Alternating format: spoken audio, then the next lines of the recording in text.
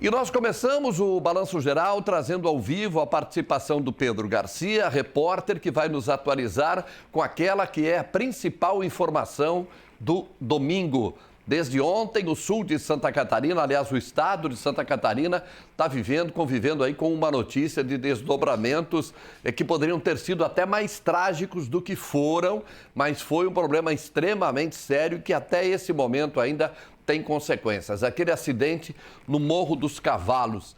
Quais são as informações que se tem a respeito deste acidente? Pedro Garcia, bom dia. Oi, Messer, muito bom dia para você, para todo mundo que está acompanhando aí o nosso Balanço Geral.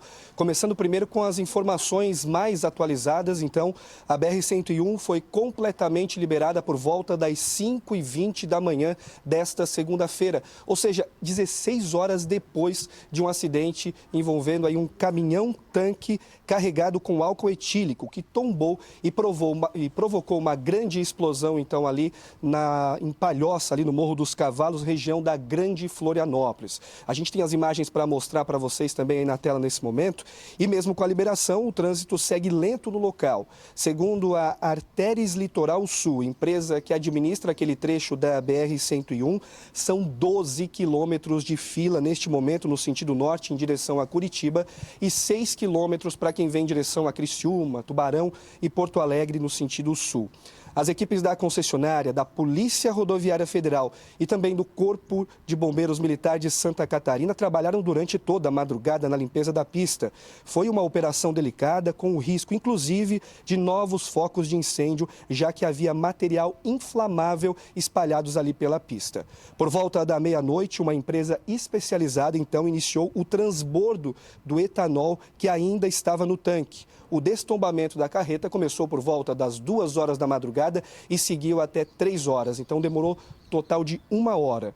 O acidente aconteceu ontem à tarde, então falando um pouco sobre a dinâmica desse acidente, ontem à tarde, por volta da 1h40, no quilômetro 233 da BR-101. O caminhão seguia aqui para o sul do estado quando tombou e o fogo se alastrou, atingindo outras 3 carretas e 24 carros.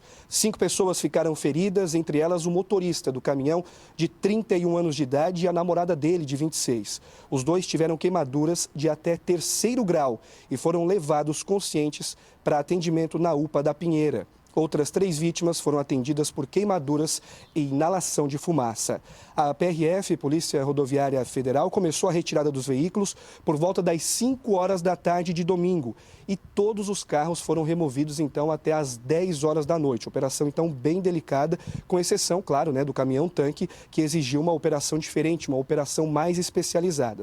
A gente, claro, continua acompanhando esses casos aqui no Balanço Geral. Qualquer novidade a gente vai trazer e vai trazer também daqui a pouquinho uma reportagem que a nossa equipe lá de Florianópolis fez sobre esse caso e sobre essa situação. Messer, volto contigo no estúdio. Muita gente passando noite e madrugada na BR-101 em consequência disso e alguns buscando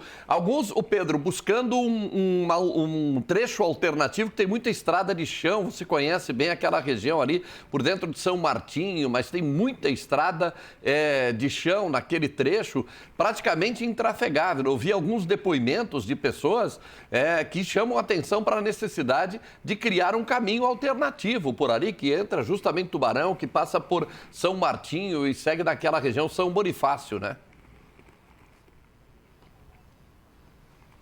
Exatamente, Messer. É um caminho alternativo, um caminho de estrada de chão e que demora muito mais tempo do que se fosse pela BR-101. É hora, então, de as autoridades começarem a pensar realmente num anel viário, num caminho alternativo, então, asfaltado, para que, quando acontecer um acidente desse tipo, as pessoas não fiquem sem o direito de ir e vir, Messer.